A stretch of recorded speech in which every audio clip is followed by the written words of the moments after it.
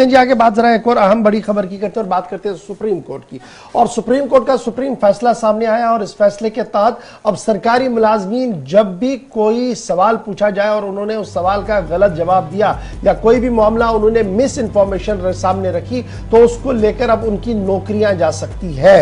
ये बड़ा फैसला आया है और ये डिसीजन उस वक्त सामने आया है जब एक केस सुप्रीम कोर्ट के अंदर था और कल जस्टिस सूर्यकांत साहब और जेबी पर्दीवाल साहब जो है उनकी सरबराही में जो बेंच था उन्होंने उस केस की समाअत की और केस की समाअत के दौरान उन्होंने इस बात को देखा कि अगर कोई भी सरकारी मुलाजमिन वेदर वो बेल्ट फोर्स का हो या नॉन बेल्ट फोर्स का हो, अगर उन्हें किसी भी तरीके से कोई गलत इंफॉर्मेशन डिपार्टमेंट को सौंपी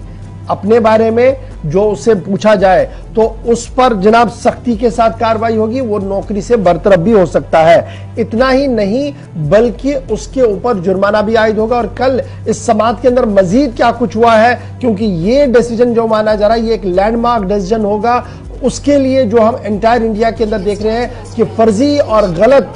जवाबात जो है वो अक्सर दिए जाते हैं और बाद में पता लगता है नौकरी में लगने के बाद कि जनाब ये चीजें तो इन्होंने गलत बताई थी, इसका फिजिकल ठीक नहीं है, इसकी और चीजें परेशानी है, लेकिन उन्होंने फर्जी और फॉर्जरी करके डॉक्यूमेंट जो है वो सबमिट किए होते हैं। सीधे चलेंगे हिलाल के पास जो इस वक्त हमारे साथ ज्वाइन किए हुए हैं। हिलाल, जरा ये बताइएगा ये जो सुप्रीम कोर्ट का डिसीजन आया है कितना बड़ा डिसीजन ये है, क्योंकि माना जा रहा है कि सुप्रीम कोर्ट ने लाइन सेट कर दी है उन सभी लोगों के लिए जो सरकारी नौकरी हासिल करना चाहते हैं और फॉर्जरी करके या फ्रॉड डॉक्यूमेंट करके कई बार नौकरियां हासिल भी कर चुके हैं। इस बार बेल्ट फोर्स को भी इस कानून के तहत लाया गया है।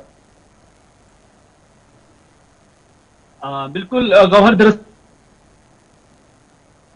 दाश्त थी सुप्रीम कोर्ट के अंदर, उसी पर समाअत के दौरान ये फैसला आया है और इसमें वाज़ेह तौर पर यह कहा गया है कि अगर किसी भी मुलाजिम की भले ही वो बेल्ट फोर्स में हो या नॉन बेल्ट फोर्स में हो, अगर उसका करियर, अगर उसका किरदार, अगर उसका साबिका वक्त जिससे हम कहते थे आज तक जो कैरेक्टर सर्टिफिकेट बननी पड़ती थी, अगर उससे नौकरी में तकर्रुरी पाने के बावजूद या उसके बाद भी अगर ये वाज़ेह हुआ कि उसका जो पास्ट है वो सही नहीं है और उससे उसके पास्ट से उसके मौजूदा वक्त में कामकाज पर असर पड़ रहा है, तो उस सूरत में जो कंसर्न अथॉरिटीज होंगी या जो भी कोई आजिर होगा तो उसे नौकरी से बरतरफ करने का भरपूर हक है। तो इसमें दो चीजें हैं, क्योंकि सुप्रीम कोर्ट ने यह भी कहा है कि यह जरूरी नहीं है कि किसी भी मुलाजिम ने अपनी तकर्रुरी के वक्त ये खासतौर पर कहा होगा कि उसके साबिका वक्त में उसके पास्ट में क्या कुछ हुआ, क्या उसने कोई मुजरिमाना कार्रवाई की है, क्या उसने कोई गलत काम किया है, और अगर उस काम से, उस जुर्म से अगर उन्होंने ऐलान भी किया होगा, लिखित में भी दिया होगा, लेकिन उसके बावजूद जो आजिर होगा, जिसने उसको हायर किया होगा, जो भी कोई डिपार्टमेंट होगा जिन्होंने उन्हें हायर किया होगा, अगर उसके बावजूद भी उन्हें लगता है कि उसके साबिका वक्त से उसके मौजूदा वक्त में कामकाज पर असर पड़ता है, यानी डिपार्टमेंट का जो सिस्टम है वो खराब हो जाता है, डिपार्टमेंट की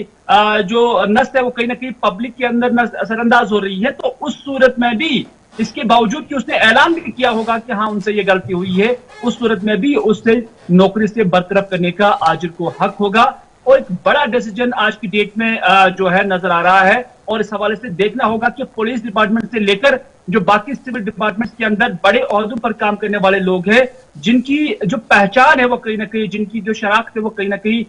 सही नहीं है, लेकिन आज भी उनकी तकर्रुरी देखकर पूरे मुल्क के अंदर हम देख रहे हैं कि एक बड़ा तादाद इनका हो सकता है और इससे आने वाले वक्त में कंसर्न अथॉरिटीज को, हुकूमत को अपनी स्तर पर डिसीजन लेने का भरपूर हक होगा। हाँ, अलबत्ता इतना जरूर है कि कोर्ट, ऑनरेबल कोर्ट की जानिब से ये कुछ कहा गया है कि इस तफ्तीश के दौरान जो इंक्वायरी ऑफिसर होगा, जो देखेगा कि हाँ क्या इसका पास्ट सच में गलत था, इसका करियर सच में